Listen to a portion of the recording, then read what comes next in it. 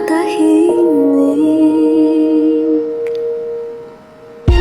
Pakinggan ang boses na bumubulong, pakinggan ang naranasan mo. Lakag, yakin ka ba dyan? Para sa atin to. Mag-ingat kayo dito ha. Pangako, babalik ako.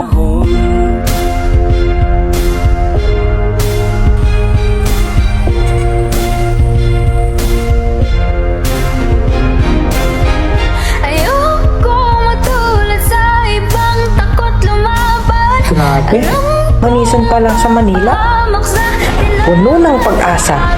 sinubukan lang. Baka may anak po ba kayo na pwedeng pagkakulan ng mga tao po dito? Anong trabaho siya at hanap ka na lang ng mga bagay sa'yo? Ate, pwede po ba mag-apply? Katok na kasi kami, hindi na kami tumatanggap ng iba pang empleyado. Kaibiganing mga sundalo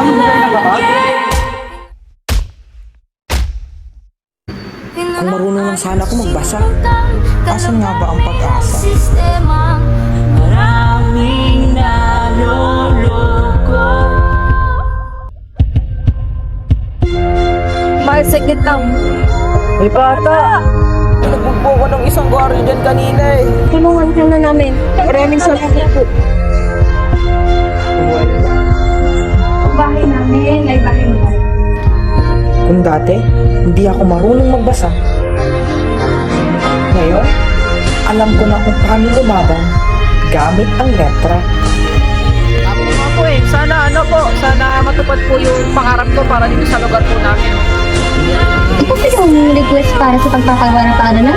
Hindi nabigyan ng permit. Kung babawasan yung parte natin.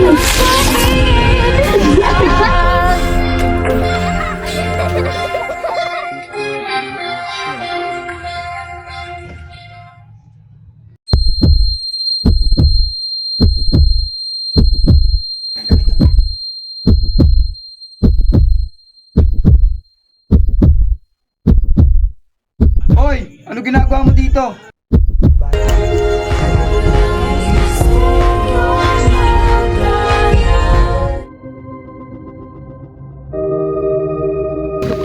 No!